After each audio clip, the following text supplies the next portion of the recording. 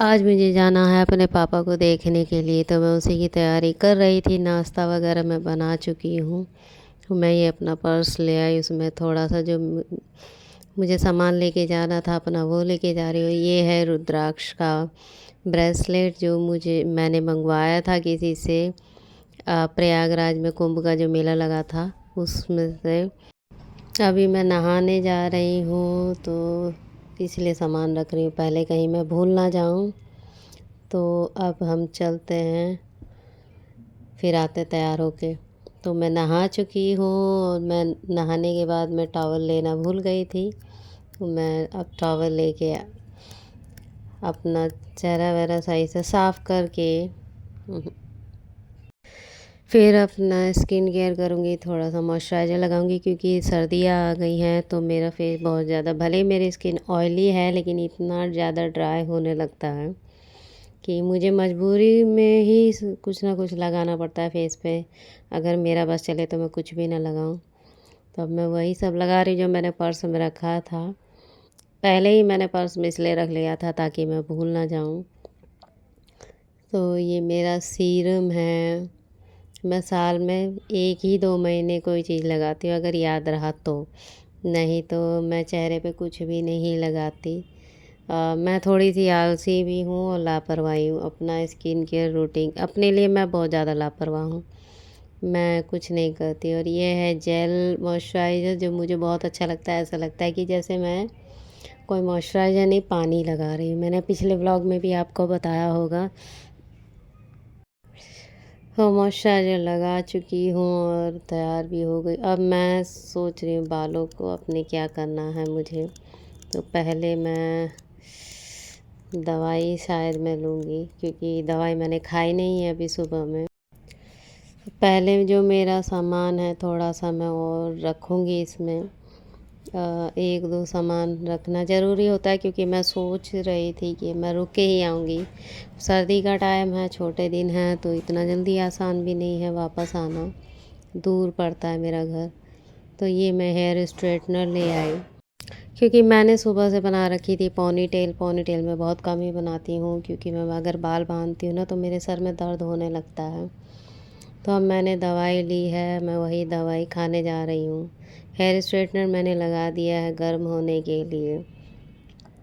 जब तक मैं दवा लूँगी तब तक ये गर्म हो जाएगा हेयर स्ट्रेटनर जो है। और अब ये मैं अपनी दवाई खा रही हूँ। मुझे बहुत सारी दवाइयाँ खानी पड़ती हैं, कभी दर्द की तो कभी किसी चीज़ की, कभी किसी चीज़ की। और थोड़ी सी मुझे दिक्कत होती है। मैंने चेक भी किया था गर्म हुआ है कि नहीं हुआ है। तो फाइनली ये गर्म हो चुका है। अब मैं इसको अनलॉक करूँगी। मेरे बाल पोनी टेल करने की वजह से ना मुड़ गए हैं, वही मैं देख रही थी। तो मुझे ज़्यादा वैसे प्रोफेशनल तरीके से नहीं करना था, हल्का हल्का करना था, क्योंकि बाल उठे उठे हो रहे थे तो वो अच्छे नहीं लग रहे थे। अभी बस मैं धीरे धीरे ऐसे ही अपने बालों को स्ट्रेट करूँगी। पापा से मिलने जाना है इस बात का। मैं वैसे बहुत टाइम से सोच रही थी कि मैं जल्दी चली जाऊं, लेकिन मुझे टाइम नहीं मिल रहा था, तो इस बात की खुशी है। लेकिन कभी कभी सोचती हूँ कि हमारे पापा की लाइफ भी हमारी जैसी है। उ- उनकी लाइफ में भी हमने कभी नहीं देखा कि वो कभी सुखी रहे हों। हमारी मम्मी भी बहुत जल्दी ही मर गई थी जब मैं 4 साल की थी। मेरी छोटी बहन 2 साल की थी, लगभग लगभग 1.5 2 साल की थी, तभी वो एक्सपायर हो गई थी। और सेम मेरे साथ भी यही हुआ। मेरे बच्चों के जो पापा हैं वो भी नहीं रहे। मेरे पापा के साथ भी ऐसा ही हुआ। पता नहीं क्यों हम ही लोगों की किस्मत इतनी ख़राब है कि कुछ जिनको हम दिल से चाहते हैं वो हमारे पास रहते ही नहीं हैं। मैं वैसे थोड़ा बहुत आज खुश ही थी। मैं बहुत कम ही वैसे खुश हो पाती हूँ। कभी कभी अपने आप ही बिना किसी बात के ही बहुत ज़्यादा खुश रहती हूँ। कभी कभी बिना किसी बात के ही बहुत ज़्यादा उदास रहती हूँ। कभी कभी रोने लग जाती हूँ। तो ये मेरी ज़िंदगी का एक हिस्सा बन गया है। समझ में आता है पापा ने अपनी लाइफ कैसे गुजारी है बिना अपने लाइफ पार्टनर के। वैसे मैं अपने पापा को बहुत चाहती हूँ, बाकी कोई चाहे ना चाहे, कहा जाता है, लेकिन मेरे पापा मेरे लिए सब कुछ हैं। और मैं अपने पापा को बोलती भी हूँ कि पापा आप मेरे साथ में रहो, लेकिन पापा नहीं रहते। उनका कहना है कि बेटा लड़कियों के घर नहीं रहते हैं, समाज उल्टा समझता है, उल्टा बोलता है जो बाप अपनी बेटी के घर रहता है। मैंने उनको समझाया लेकिन वो नहीं मानते हैं। वो उनकी खैर अपनी बात है। लेकिन क्या ही किया जाए। तो मेरे बाल अब स्ट्रेट हो गए, मैंने ये निकाल दिया है। और या मैं करूँगी थोड़ी सी मस्ती क्योंकि मैंने कहा ना, मैं कभी कभी बिना बात के भी बहुत खुश हो जाती हूँ, कभी कभी बिना बात के मैं बहुत उदास हो जाती हूँ। कभी कभी बहुत सारी मतलब दिमाग में इतनी टेंशन चलती रहती है ना, तो इस वजह से मूड मेरा ऐसे ही रहता है। तो बहुत से लोग कहते हैं कि आपको देख के लगता नहीं कि आपकी शादी हो गई है, 2 बच्चे भी हैं। लेकिन हाँ भाई, ये सच है। और ये है मेरा लुक। और अब मैं नाश्ता करने जा रही हूँ, फिर मैं निकलूँगी नाश्ता करने के बाद में।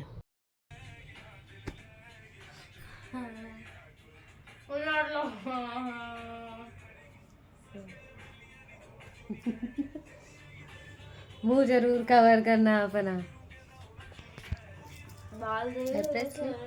अच्छा लग रहा है ये।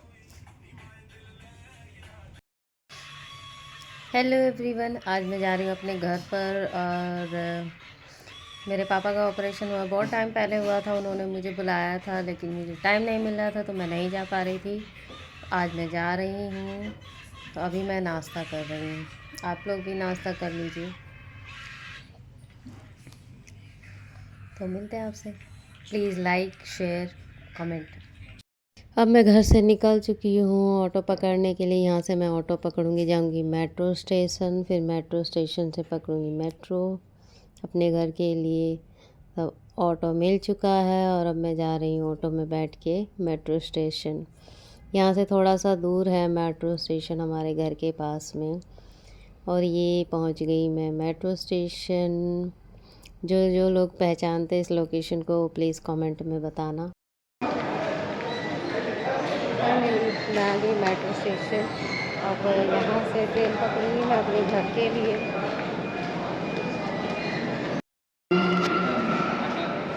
अब हम पहुँच गए दूसरे मेट्रो स्टेशन पर जा रहे हैं। यहाँ से पकड़ेंगे दूसरी मेट्रो। ये है मेट्रो स्टेशन। बहुत आराम हो गया, मेट्रो चल गई। पहले बड़ा दिक्कत होती थी, टाइम से बसेस नहीं मिलती थी और जाने में भी प्रॉब्लम होती थी। अभी हम जा रहे स्ट्रेट।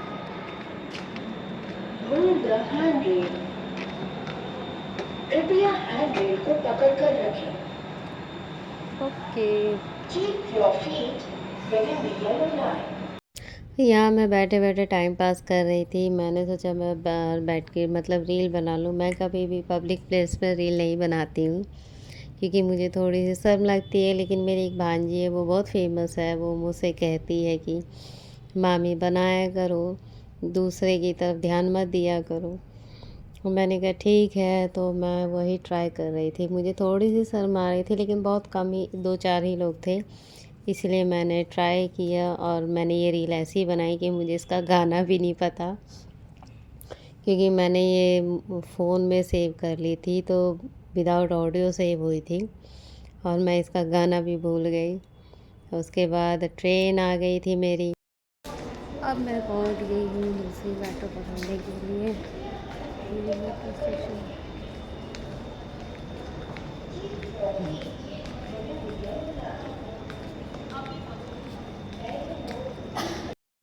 अब हम जा रहे हैं ट्रेन के अंदर। ये हमारी मेट्रो आ गई है। और बहुत से लोगों ने देखा होगा कि दिल्ली एयरपोर्ट की जो मेट्रो है, सेम उसी तरह की मेट्रो है ये, जो हमारे घर की तरफ जाती है। ये है ट्रेन के अंदर का, तो जिन्होंने देखा होगा उनको पता होगा कैसी है।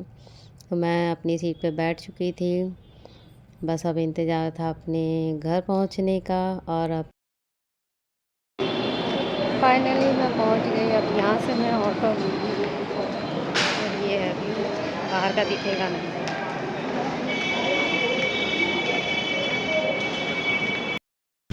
और मैं अपने घर के पास पहुंच गई। ये मॉल शॉपिक्स मॉल मेरे घर के पास में है। यहाँ से अब मैं जाऊंगी बाइक से, जो कि मुझे मेरे घर से आ रहा है लेने के लिए मेरा भतीजा। तो वेट करते हैं मॉल में।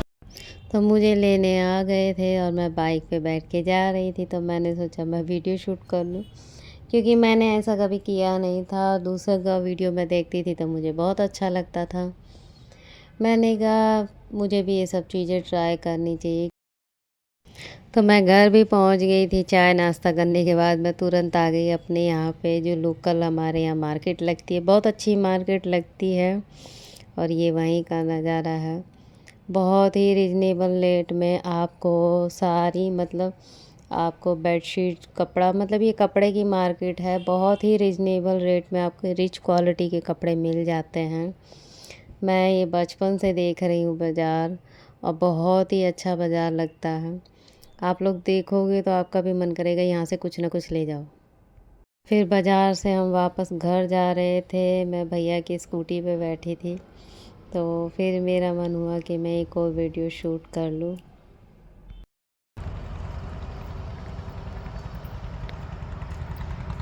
ये यहाँ पर कौन दो है?